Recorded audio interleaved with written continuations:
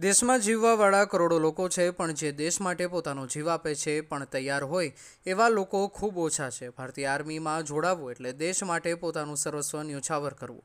વાવ-થરાદ જિલ્લાનો એક યુવાન દેશ માટે શહીદ થયો છે. શહીદ જવાન ચૌધરી ભાવેશ કુમારને સમસ્ત વાવ-થરાદ અને બનાસકાંઠા જિલ્લાના લોકોએ અશ્રુભીની શ્રદ્ધાંજલિ આપી હતી. જ્યારે તેમને પાર્થિવ દેહ ગામમાં આવ્યો ત્યારે આખું ગામ હિબકે ચડ્યું હતું. લાખણી તાલુકાના નંદલા ગામના શહીદ જવાન ચૌધરી ભાવેશ કુમારને કોટડા ગામના લોકો દ્વારા પણ મૌન રાખી અને શ્રદ્ધાંજલિ આપવામાં આવી હતી. વીર શહીદ ભાવેશ કુમારના પરિવાર ઉપર પરમ કૃપાળુ પરમાત્મા અને ગૌ માતા દુઃખ સહન કરવાની શક્તિ આપે જેવી પ્રાર્થના પણ કરવામાં આવી હતી. કોટડા ગામમાં દશેરાના ગરબા પધારેલ ભાવિક ભક્તોએ ગરબા પહેલા મૌન પાડી અને શહીદ ભાવેશ કુમારને શ્રદ્ધાંજલિ આપી હતી. શહીદ ભાવેશ કુમાર ચૌધરી વાવ-થરાદ જિલ્લા માટે ગૌરવ સમાન છે. તેમના બલિદાન માટે વાવ-થરાદ જિલ્લો, ગુજરાત રાજ્ય અને ભારત દેશ સદાય ઋણી રહેશે. રિપોર્ટર મહાદેવ પ્રજાપતિ, વાવ-થરાદ.